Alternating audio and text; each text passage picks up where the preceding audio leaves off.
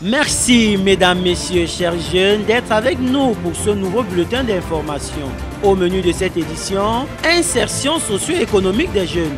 Le MINJEC signe des accords de partenariat avec des établissements financiers dans le cadre du projet de mise en œuvre du Fonds de garantie aux jeunes entrepreneurs, en abrégé FOGAJEUNES. Les détails à suivre dans cette édition.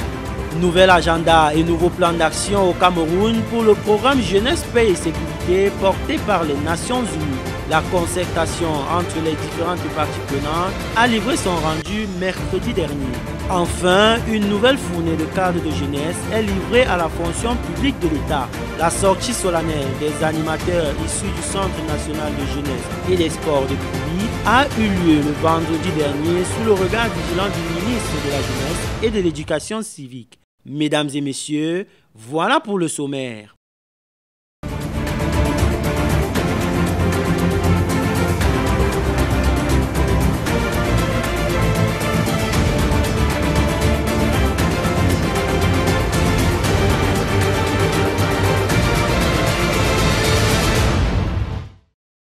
Le processus de mise en œuvre du Fonds de garantie aux jeunes entrepreneurs tel que souhaité par le président de la République, son Excellence Paul Biya, va bon train.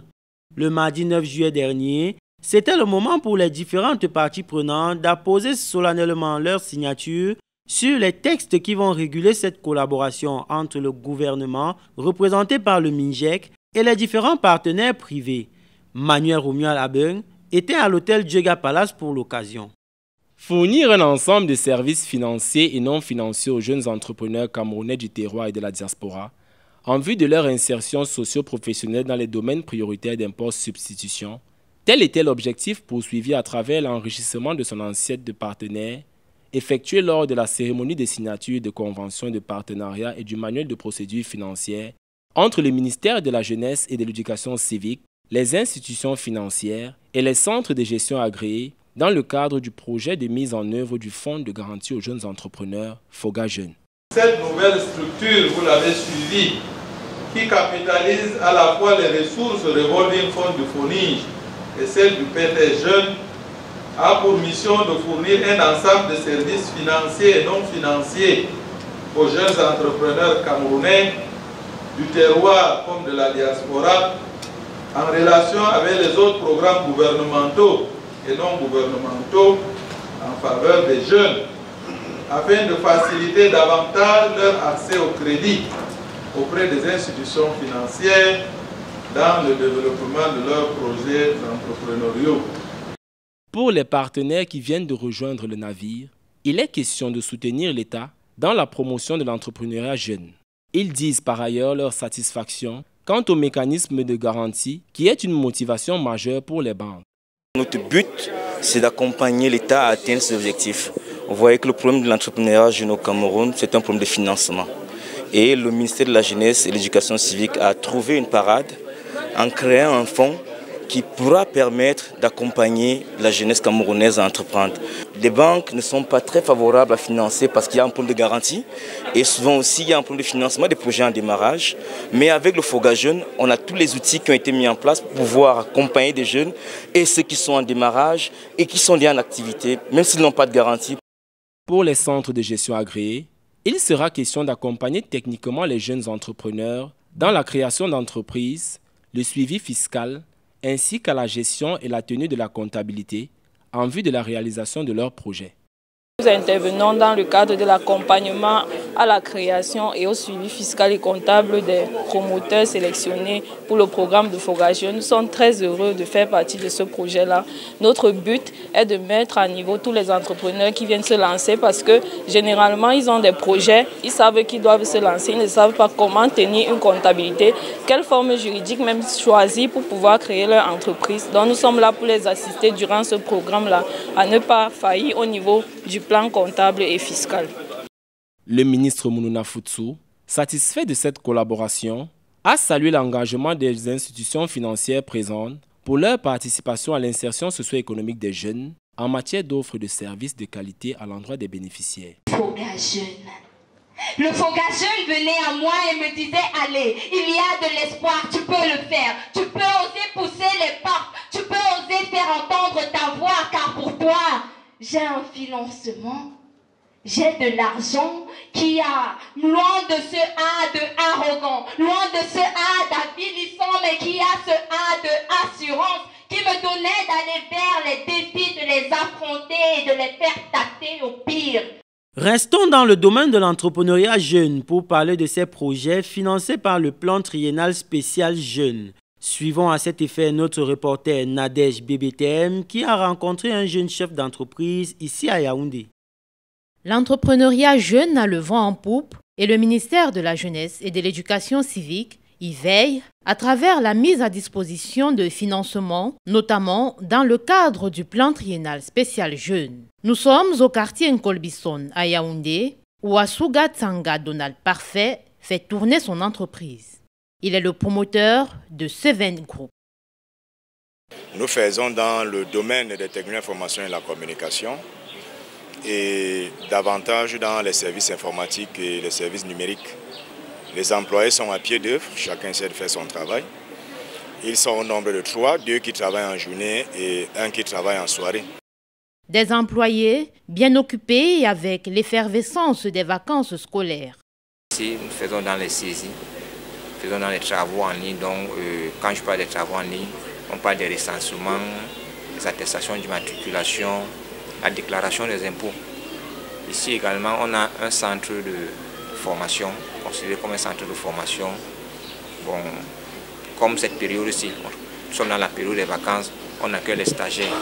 Le coup de pouce de l'État n'a pas été compliqué à obtenir. Plusieurs fois, je me suis rendu à la délégation d'arrondissement du ministère de la Jeunesse pour savoir qu'est-ce que l'État fait pour les jeunes. Et à partir de là, je pense que j'avais été enregistré à l'Observatoire national de la jeunesse, l'ONJ. Et puis, on m'a présenté les démarches à suivre pour pouvoir bénéficier des offres de l'État et plus précisément du ministère de la Jeunesse. Le financement a ainsi permis de booster la capacité de l'entreprise. J'avais eu un laptop, j'ai eu des équipements pour amplifier mon signal, la connexion Internet. J'ai également eu des copieurs, j'ai eu des postes de travail, des ordinateurs de bureau et quelques petits autres équipements accessoires qui nous permettent de rendre des petits services. La jeunesse entrepreneuriale a ainsi un allié de taille à travers le ministère de la Jeunesse et de l'Éducation civique et peut couler de jours heureux si elle saisit les opportunités gouvernementales. Ils se sont réunis à l'hôtel Hilton à Yaoundé le mercredi 10 juillet dernier. Les différents acteurs de la mise en œuvre du programme Jeunesse, Paix et Sécurité au Cameroun. Au menu des échanges, un plan d'action pour la participation au développement de tous les acteurs, en particulier les jeunes. Suivons les précisions de Darel Junior Pelé. Contribuer à l'amélioration des connaissances et garantir l'adhésion des principaux acteurs au développement, tel était l'objectif de cette session d'échange entre les parties prenantes clés sur la mise en œuvre de l'agenda jeunesse, paix et sécurité au Cameroun et l'élaboration du plan d'action national. Ici, la démarche est claire. Il faut faire participer tous les acteurs et les jeunes au premier chef, tel que le veut la résolution 2250 des Nations Unies. L'agenda jeunesse, paix et la sécurité, c'est un agenda qui vise à mettre la jeunesse au monde devant le processus de la paix.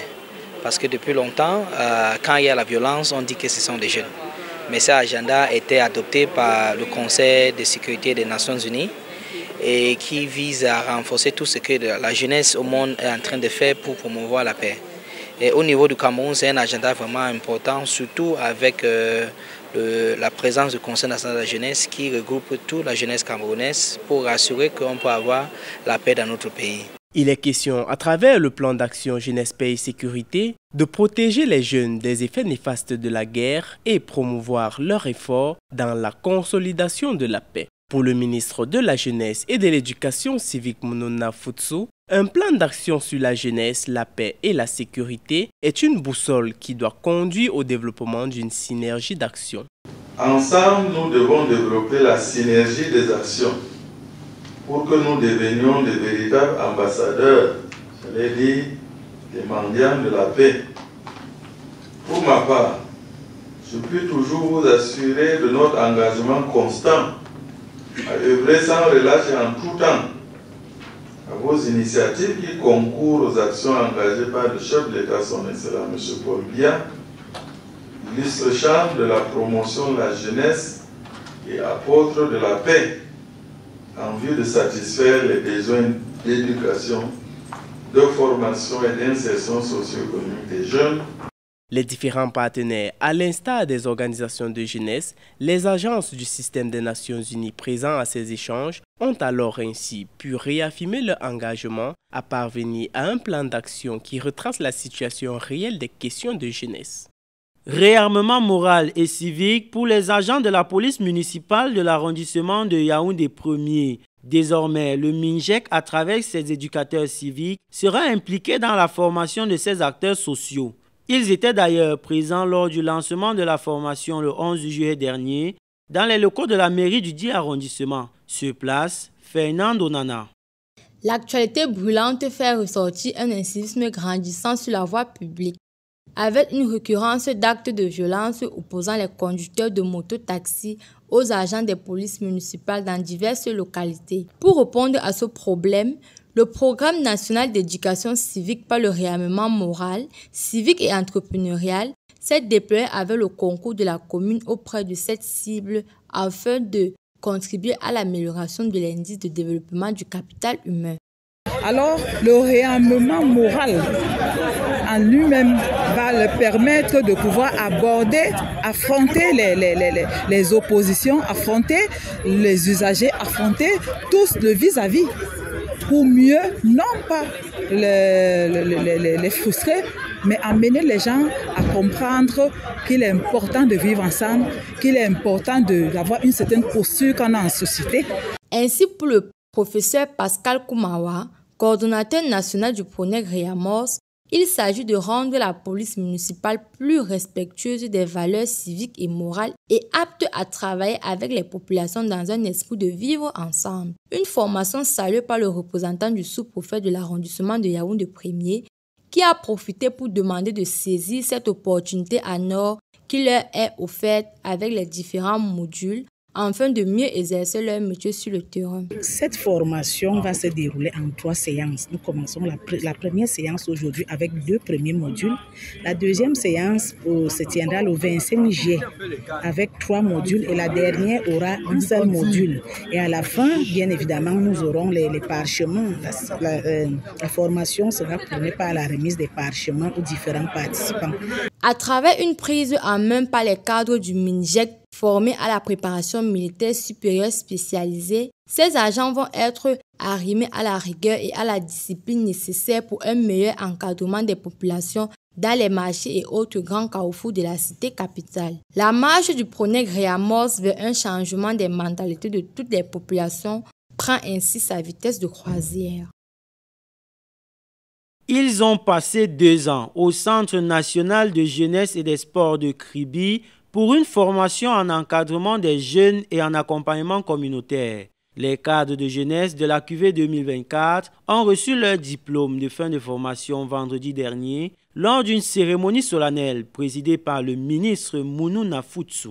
Le reportage de Boris Christian Zo. 2 ans écoulés, ils y sont enfin parvenus. Ils ont achevé leur formation au Centre national de la jeunesse et des sports, le CNAGES de Kribi. Ils sont en tout 35 jeunes qui ont reçu le parchemin durant une cérémonie riche en couleurs, cérémonie qui a consacré un 100% pour taux de réussite au sein de ce prestigieux centre.